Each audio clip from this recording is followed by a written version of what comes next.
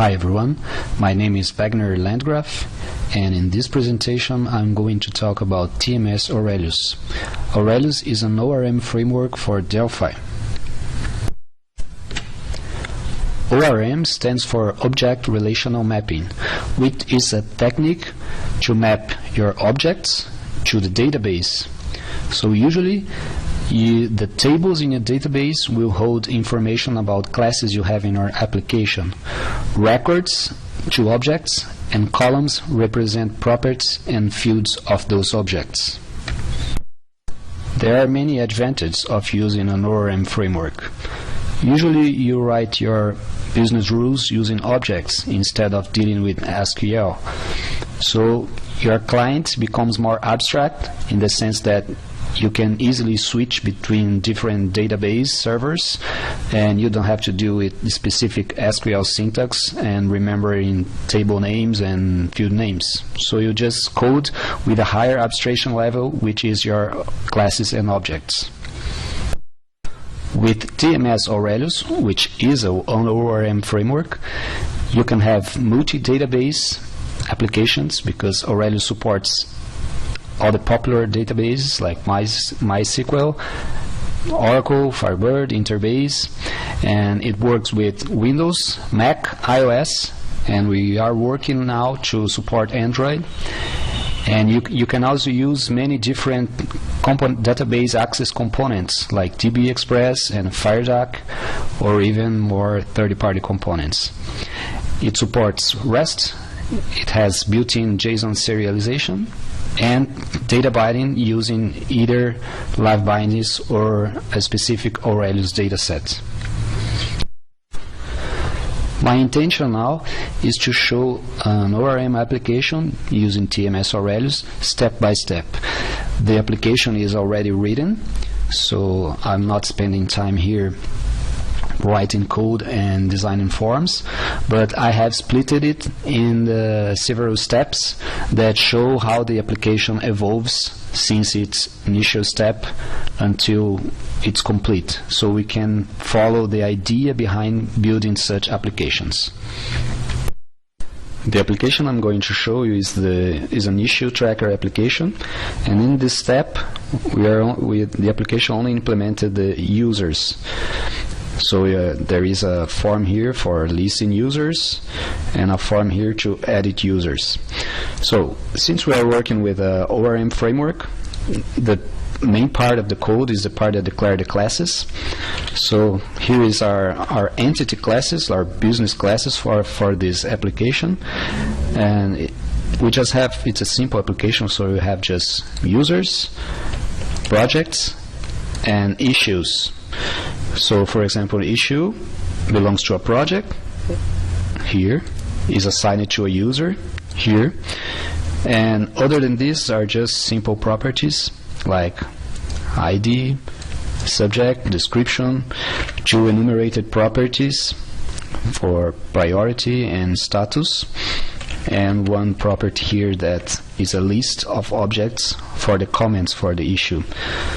Just note that the only difference here is that the properties that represent associations are just object instance. So for example, this issue belongs to a project, and it just has a project property that holds a reference to a T-project object. Also note that the class doesn't need to inherit from any base class. There are no specific data types. It's just integer, string, and regular data types. So this application currently is just creating new users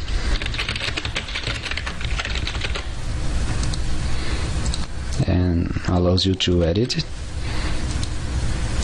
and delete.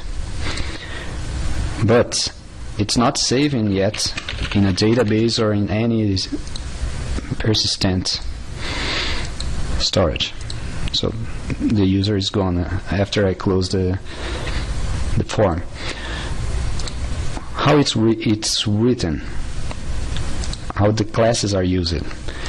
For example, here in the editor, It's just a simple class. The components here in the form are simple t-edit controls, and the property just has the form just has a property named user, which holds a reference to a t-user object. When we want to edit a user, we just call function edit user and pass the user object to the form. All it does is just update the content of the edits when we set the user object. So here you just copy the user.name to the edname.text, and if the user clicks OK, it just does the reverse. It copies the value of the edit to the object. That's it. It just edits the user in memory. And for here in the listing form is the same approach. First it loads the user list, calling repository.getUsers. This is the concept, the new concept of this application, because the repository is an object that you can use to persist your users. How it is declared? In the repository base, we have this abstract class that has for now 4 methods: save user, get users, and delete user. The methods work with the t-user instance or a list of t-user instance. So the listings here, the listing form has a field named f repository, which is a field of t repository instance. And to get the users, we just call repository.getUsers. It retrieves for us a t-list of t-user objects, and we just iterate through that list and adds the names of the users to the list box we have here. Just regular controls, a t-list box as usual.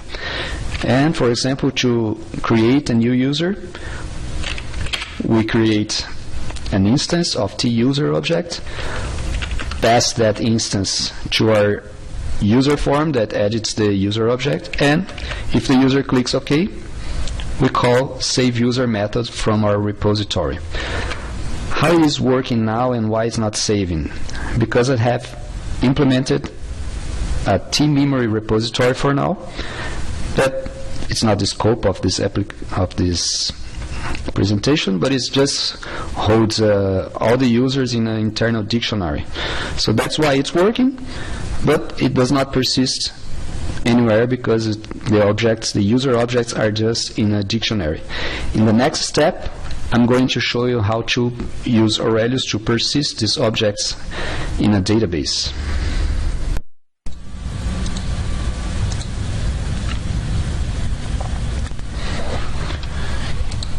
In this step, we are going to implement persistence using Aurelius. Here is our entities unit with our classes. The only difference here is that we added the Aurelius.mapping.attributes unit, and we mark the classes we want to persist in the database. Basically, all you need is add the entity attribute that indicates that the class will be persisted in the database, and then you need to map the details, like to which table these objects will be saved, to which columns the fields and properties will be mapped to. And alternatively, you can use the auto-mapping attribute that makes Aurelius do everything for you automatically. So basically what this auto-mapping do is create a table. For example, in the class tProject, it will create a table named project with 2 columns, ID and name. So pretty much that's what we have to do, and the only difference here is that we use a table attribute to define a specific name for this table. So instead of table name will be, instead of the table name to be user, it will be tracker users. So that's just an example about how to use specific mapping configuration. So our classes are mapped, and all you need now is to persist them. To do that, we have inherited a new class from the T-repository class, named T-database repository, where we implement the methods, the abstract methods declared in the T-repository. To persist the objects in the database, we use this Aurelius object named T-object manager. This class provides you methods for saving and loading the objects from the database according to the mapping we have defined in the, as I showed you previously. To create an instance of T-object manager, we just need to pass a parameter which is IDB connection interface. This IDB connection interface represents a database connection, and it abstracts the connection, so you can use DB Express or FireDuck or anything. For the object manager, it doesn't matter. All it needs to receive is an IDB connection. I will show you how to create such interface. But once the T-object manager is created and put in the fmanager field, we can just use it to save our objects. So for example, this method saveUser receives a T-user object as a parameter, and all we need to do is call method save or update from the object manager, then call flush to persist the changes made in memory. So this is where things happen here. Aurelius will receive the instance, we'll analyze it to see if it has an ID, what are the values of the properties, and then we'll create the SQL statements to either update the record in the database, or if the record doesn't exist, it will insert a new one. Finally, what I have to explain to you is how to create such IDB connection interface. So our repository, just to create a repository, we need this interface, and here is how it's created.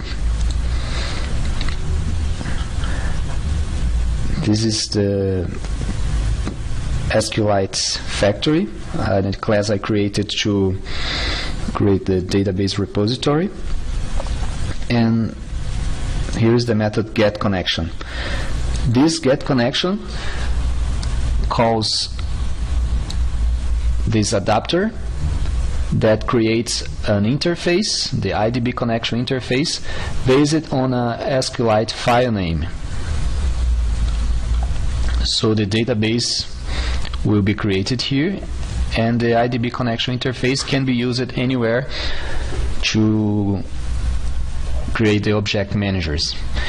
I have used this factory approach here so I can show you how to easily switch between SQLite and Firebird, but you can use, once you have created the IDB connection, you can use it for the T-object manager. In the main form of the application here, I'm just saying that I'm going to use the SQLite factory to create my IDB connection interfaces, and this is used here. If you remember our form where we list our users, we have the same F repository object here, but when we create the repository, instead of creating it directly here, I'm calling global factory create repository. So the factory will create a repository for me.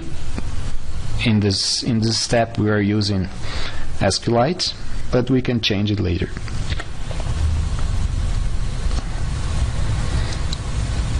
Now you can see that there is already data in the database, and I'm simply accessing the data in the SQLite database, and data is persisted. It's the same application as we had before. The forms are dealing with T-user objects, and the only difference is that we are using Aurelius to persist the data.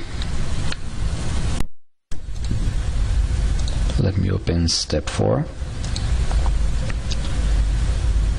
In this step, I'm going to show you how to do visual binding between the objects returned by Aurelius and the controls without needing to manually set the value of the controls like we did in the user editor. So this is the projects form where we are going to list and edit our projects. Let me run the project first. Sorry.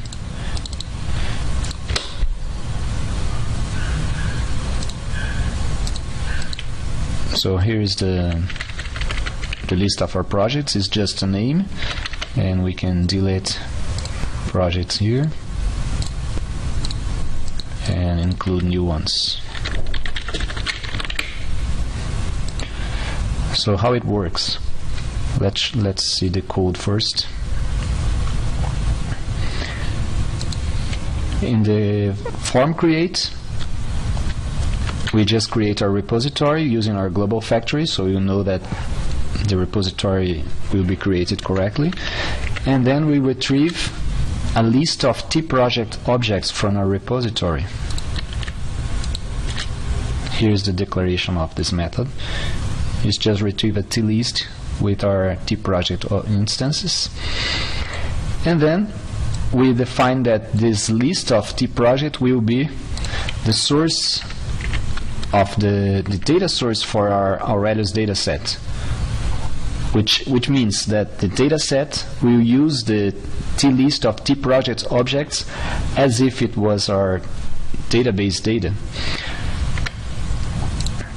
And how we bind it to the fields? We just define field names, ID and name, because, let me click here, those are the property names of our T-project object class.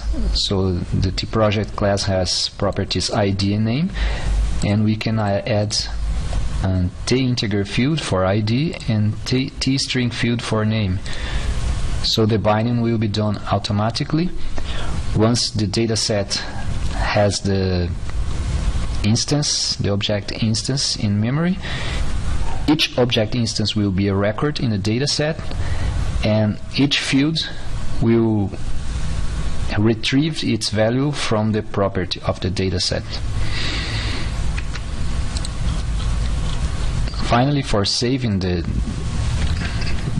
objects, we can use the insert, remove, and update events, and just call the property method from our T repository class. So that's how binding it's done with dataset. So it's easy to show a list of objects and edit its properties just using a dataset as an interface. Note that this dataset has nothing to do with database access. It just reads and writes values from the object in memory. What saves the object in the database are these calls to repository. Now to the next step, step 5, where I'm going to show you more ways to do data binding.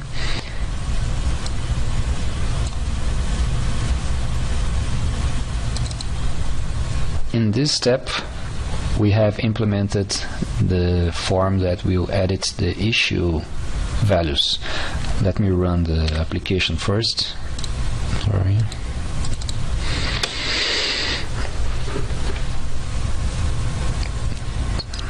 Let's create a new issue. Subject, property, you can set the status, the responsible for the issue, and some description. Note that the project assigned is TMS Aurelius. Issue saved, and that's it. So how it's done? Again, in the issue form, we have a property with a reference to a TIssue object. When this object is provided to the form, instead of manually setting the properties of all visual controls in the form, it just set the object as a source object for the data set, and then open and edit. So the data set is linked to all the controls. All we have is DB controls here. So for example, for the subject, we have data field subject. This is a DB memo linked to the description field. And just the same as we did with the T-project class, we have fields here for the T-issue. There are some things different here, more advanced. First of all, instead of manually creating all the T-field objects in your dataset, you can use a design time support.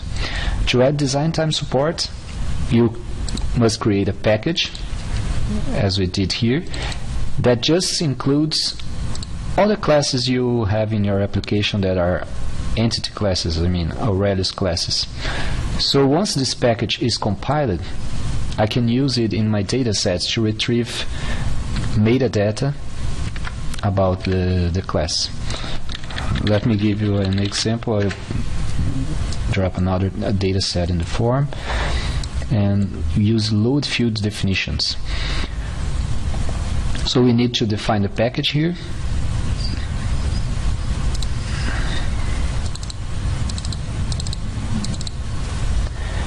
Once the package is loaded by the designer, I can use the combo here to choose which class I want to load the fields from.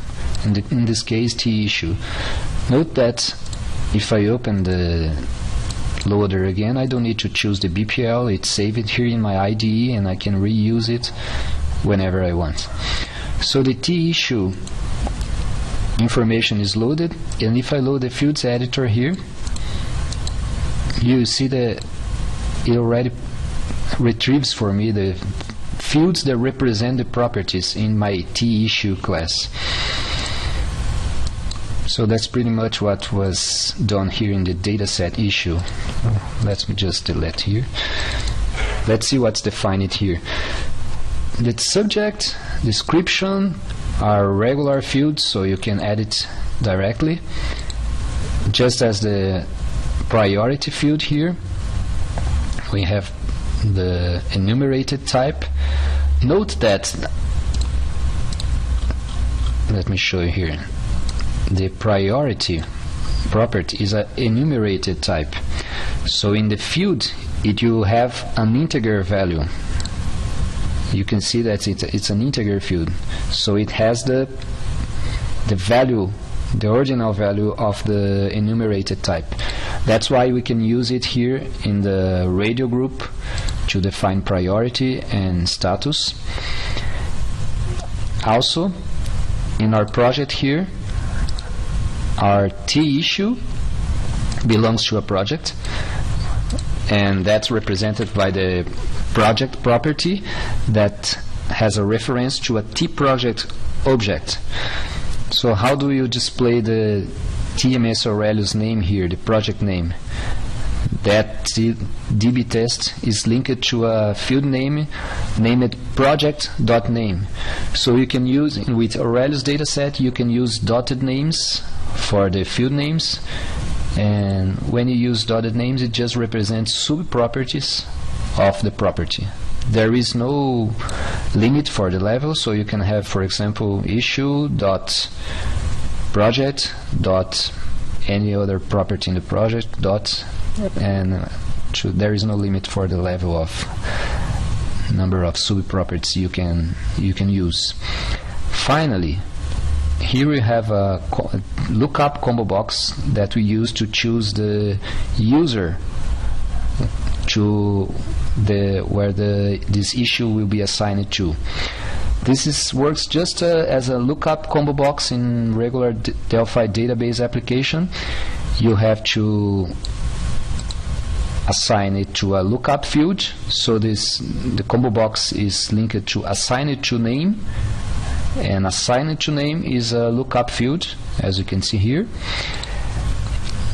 that is assigned to this dataset assigned to. This dataset has the list of users. Here. Here's where the data is loaded. So I get a user list from the repository and define that this user list is data for this dataset.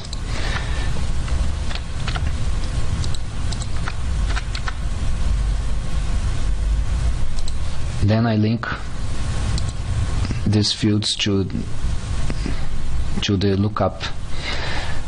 Note that the assigned to, the key field is, the assigned to name, the key field is assigned to, which is an instance of a T user object.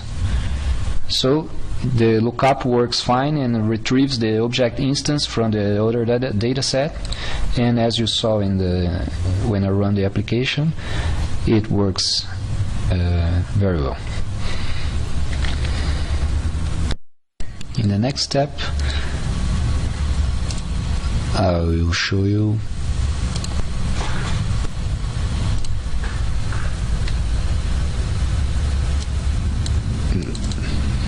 the form I release the T-issue objects.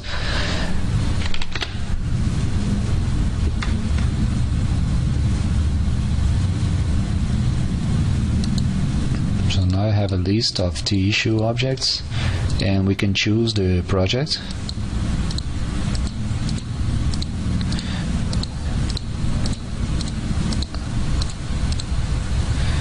And I will show you. So here you can see the subject, status, priority, and the name of the user where to the task the issue is assigned to.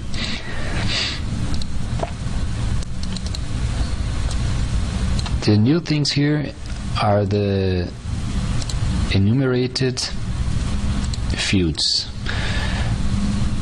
As I told you before, the priority field is integer field because priority is an enumerated type. But we can use, if we use the name of the enumerated property dot enumName, then it becomes a string field, and the value is displayed directly in the grid. So that's why we can directly see the name of the enumeration here. This is coming directly from the name of the enumeration.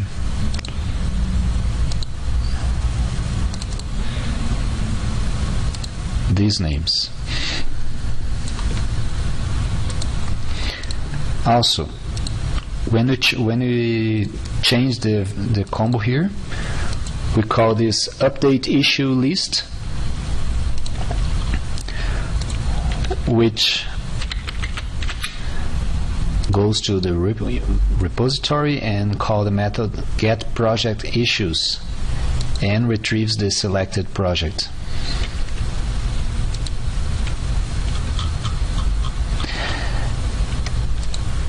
How implement the get project issues? Here. We use a feature in Aurelius named queries.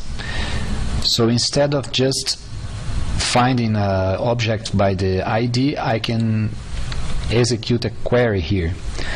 So to retrieve the list of T-issue objects, I call find T-issue objects, but filter it by the project property, where project ID is equal to the ID of the object passed here. So this way I can use queries to filter the objects I'm retrieving from the database. You can use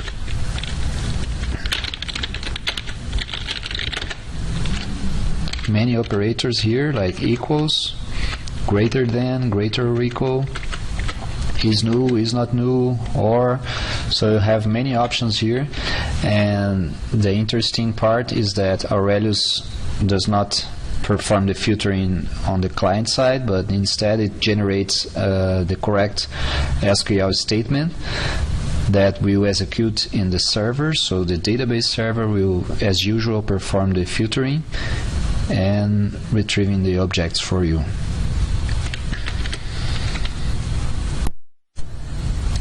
Our next step in our application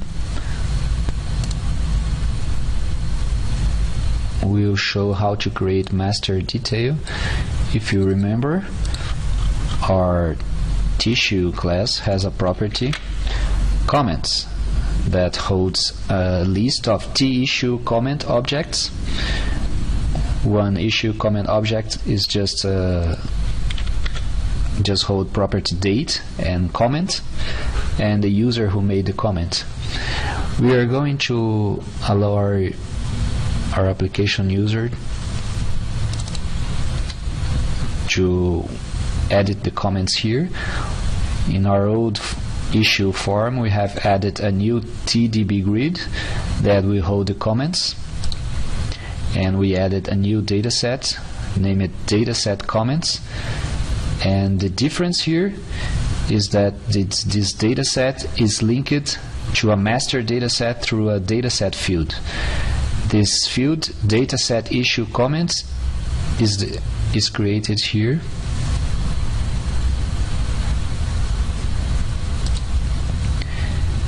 In our issue dataset. So note that these fields are related to the tissue class. It has a property, a field named comments that relates to our property comments. Since our property comments is a t-list, Aurelius will create a t-dataset field that represents all comments of that issue. So that's pretty much automatic. There is a dataset field, and this comments is linked to the dataset. That's pretty much it. And the grid, of course, is linked to this data source, which in turn is linked to this dataset. And our fields here in the comments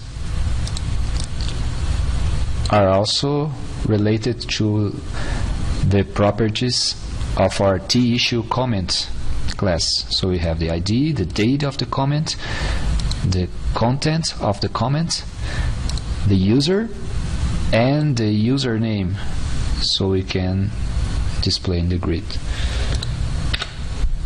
So all is done at form design level.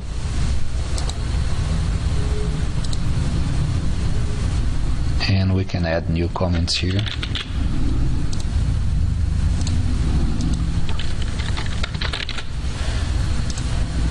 And we see our comments being added to our issue.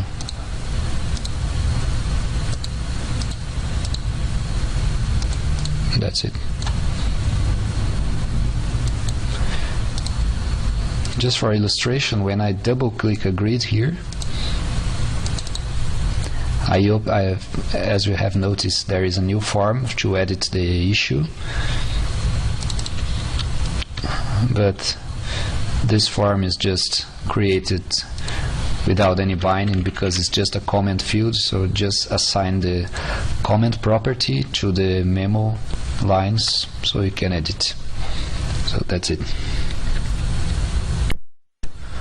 Okay, we have our application done, but as you might remember, all our data is saved in a local SQLite database.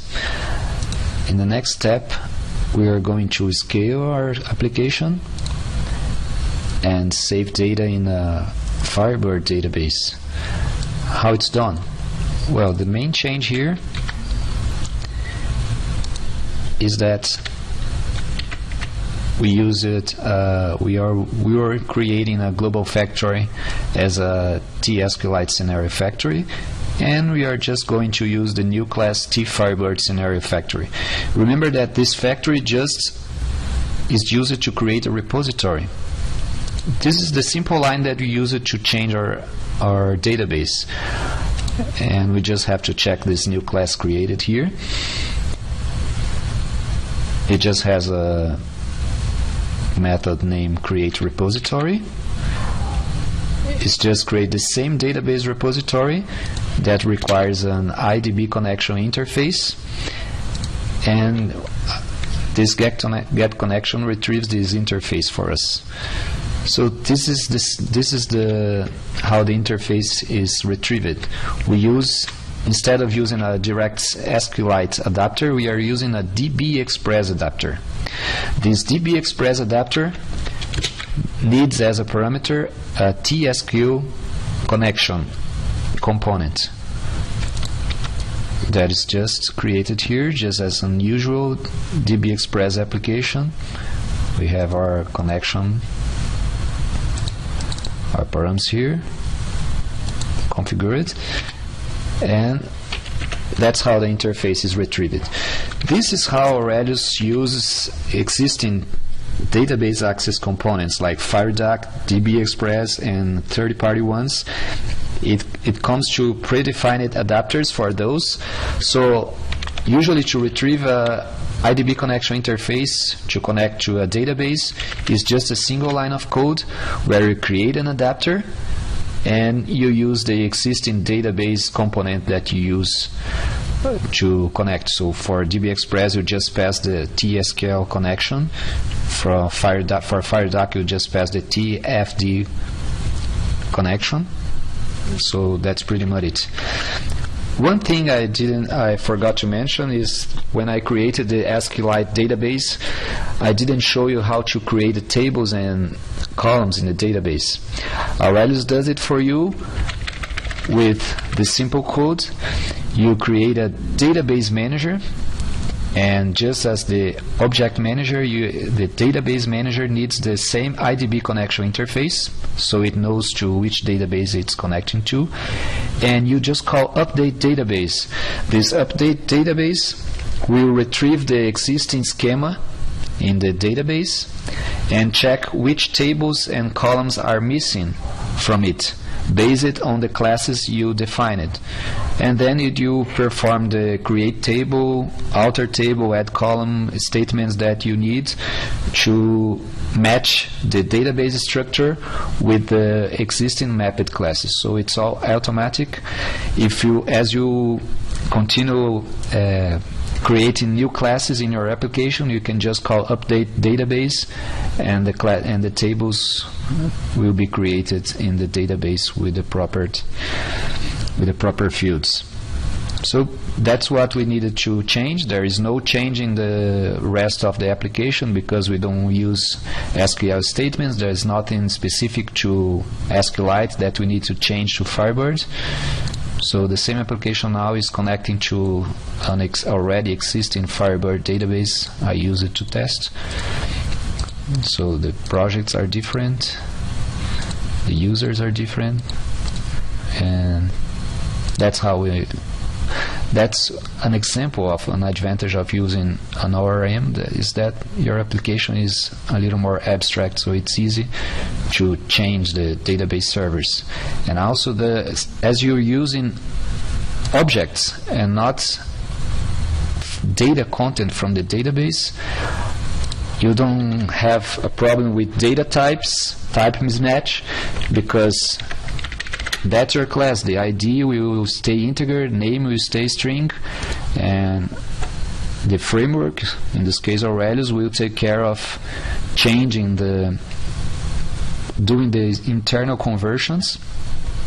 So for example, if you have a Boolean property, some database support Boolean fields, some not, so the Aurelius will do that for you. And SQL Server use identity for IDs, Firebird use generators, so always transparent. You can use IDs as identities, generators, you can use GID, you can use string, you can use composite IDs, so it's very flexible.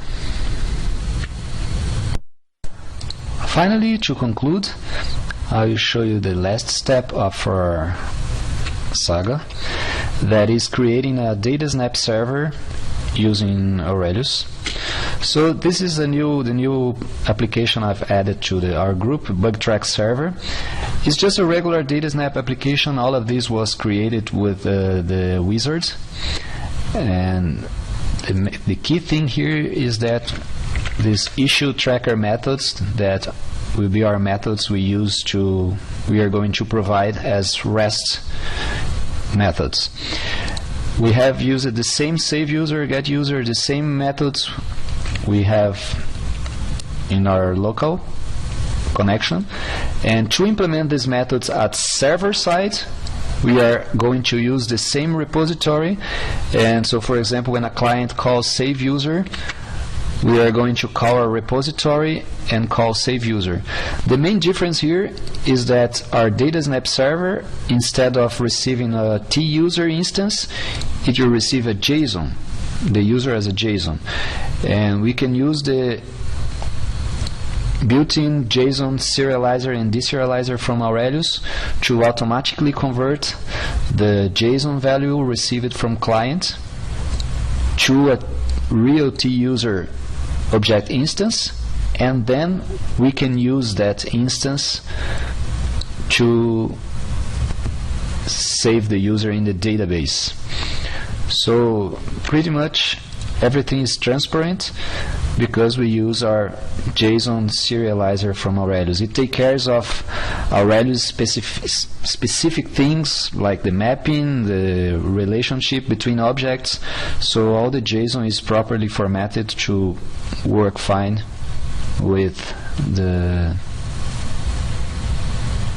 data snap. And from the client, the difference is that we have to create a new repository named REST repository, because the client will not access the database directly now. It will access the data snap server. So instead of using a repository in the client, we'll use a data snap client. This is just the proxy client created by data snap automatically. It just has the get user methods we created in the server. And when our client calls save user from the repository, it will just call save user in the data snap server, and all you have to do is first convert our user to a JSON representation to send to the server. So that's how the client is created here. You can see that it's just one line methods, and the server, it's the same thing. It's just one line methods here to implement the server side methods.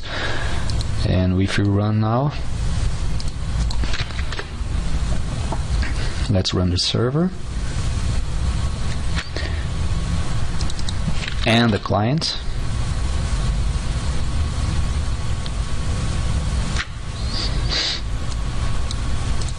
And we are accessing now instead of accessing our SQLite database directly, we're using the client. So if you close our client here, you see that there will be a connection error because the server is not available anymore. Last but not least, since we have our data snap server providing our JSON objects, we can access it from the browser. So as example here, we can just call the get user method of TIssueTracker methods class, and there you go. There are our users here in JSON representation. And also as an example, I have created a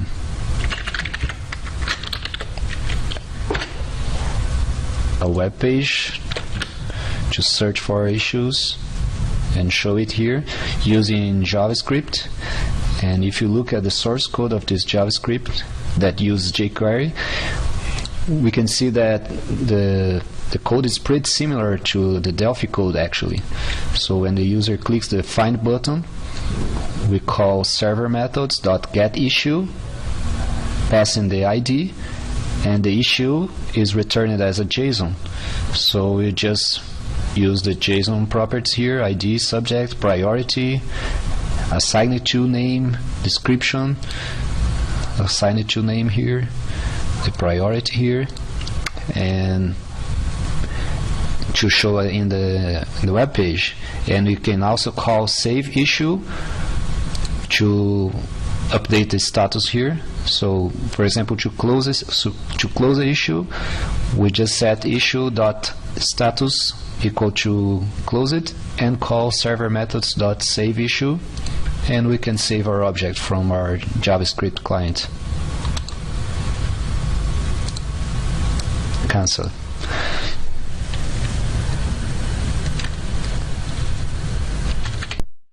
Well, that's it. I hope you have enjoyed it. And if you have any question, if you have anything you want to know, just visit our website or send an email. Thank you very much.